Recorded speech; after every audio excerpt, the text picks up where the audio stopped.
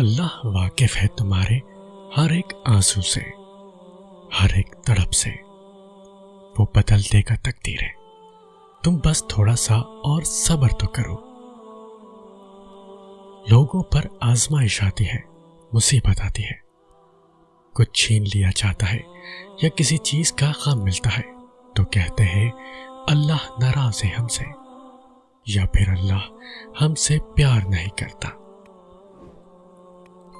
جب آپ کو کوئی راستہ نظر نہ آئے، حالات بالکل ناممکن لگنے لگے اور راستے تنگ نظر آئے، تب اور بھی زیادہ یقین سے دعا کرنا، کیونکہ یہی وہ وقت ہے جب سب سے زیادہ ہمارا صبر آزمایا جاتا ہے، اور اس کے بعد ہی ہماری دعا قبول ہونی ہوتی ہے، اور ہم نے جیسے باقی امتحان پاس کر لیے، اسی طرح اس امتحان میں بھی کامیاب ہونا ہے، اللہ پر توکل رکھ کر۔ اس رب نے تمہیں دھتکارا ہے، نہ ہی انکار کیا ہے، فقط حکم صبر و انتظار دیا ہے۔ جب خیال مناجات ڈالا ہے اس دل میں تمہارے تو یقیناً بہت بڑا انتظام رحمت کوئی اس نے کیا ہے۔ گھبراؤ نہیں کہ یہ تو ہے محض وقتی آندھیا، تمہیں اپنی قربت نوازنے کو اس رب نے یہ امتحان لیا ہے۔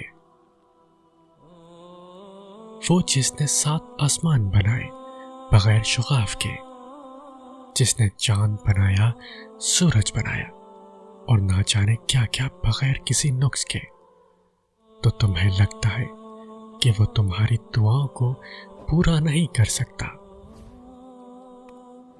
اللہ کبھی بھی تمہیں بلا وجہ غم میں مبتلا نہیں کرتا، اور نہ ہی وہ تمہیں بنا مقصد کے یہاں تک لایا ہے۔ وہ اگر ان بے شمار لوگوں میں سے تمہیں دعا کی توفیق دے رہا ہے تو جان لو کہ وہ چاہتا ہے کہ تم اسے مناؤ اور وہ تم سے راضی ہو جائے۔ اللہ تم پر تمہاری رضا کے راستے تب بند کرتا ہے جب وہ چاہتا ہے کہ تم اس کے راستے پر دوڑے چلے آؤ۔ وہ تمہاری دعائیں اس لیے اپنے پاس سنبھال لیتا ہے تاکہ تم ان کی التجا لے کر بار بار اس کے روبرو جاؤ۔ وہ اگر آزمائش دیتا ہے تو تمہیں اس پر پورا اترنے کی ہمت بھی دیتا ہے، وہ کبھی بھی تمہیں نا امید نہیں ہونے دیتا۔ اگر تم تھوڑی سی آزمائش سے ڈر کر اپنا یقین ہار کر بیٹھ جاؤ گے تو تمہاری دعائیں کیسے قبول ہوں گی؟ قبولیت کا ایک اصول ہے، صبر رکھو، دعا کرو اور معجزوں کو پالو۔ دنیا میں ایسا کچھ بھی نہیں جس پر تمہارے رب کا اختیار نہ ہو۔ وہ تم سے کچھ چیزیں اس لیے دور کرتا ہے تاکہ تم اس کے پاس رہ سکو۔ اللہ نے تمہارے لیے بہت کچھ سنبھال رکھا ہے، اور تمہیں وہ سب حاصل کرنے کے لیے اس پر بھروسہ رکھنا ہوگا۔ تم اگر اپنی اس جھولی کو بھرنا چاہتے ہو تو تمہیں پہلے اپنے اس خالی جھولی پر خوش رہنا سیکھنا ہوگا۔ اللہ تمہیں تب تک توڑتا ہے جب تک تم اس سے جڑ نہیں چاہتے، وہ تمہیں تب تک بے سکون رکھتا ہے جب تک تم اپنا سکون اس میں تلاش نہیں کر لیتے، وہ تب تک تمہیں عارضی محبتوں کی طلب میں لگائے رکھتا ہے جب تک تم اس کی محبت کی پہچان نہیں کر لیتے۔ اللہ ہمیں صبر کی آزمائش سے گزار کر ہمارے یقین کا امتحان لیتا ہے۔ وہ جو ہماری بے شمار نافرمانیوں کے باوجود ہمیں معاف کرنے والا ہے، وہ ہمیں سزا نہیں دیتا، ہمیں اپنی طرف رجوع کروانے کے لیے اس صبر کے سفر سے روشناس کرواتا ہے جس کی منزل اپنے رب کی قربت ہوتی ہے، اور ہماری ہر آزمائش پر کیا جانے والا صبر ہمارے اور بھی درجے بلند ترین کر دیتا ہے۔ یوں نہ ہو پریشان ان دنیا کی آزمائشوں سے، تمہارے لیے بھی وہ اپنے اذن سے کن فرمائے گا۔ اللہ ہمارے غموں اور پریشانیوں کو سمجھتا ہے اور ہمیں اپنی رحمتوں سے نوازتا ہے۔ مایوس نہ ہونا، جن کے لیے مشکلات زیادہ ہوتی ہیں ان کی طرف سے رب کی محبت اور انعام بھی زیادہ ہوتی ہے۔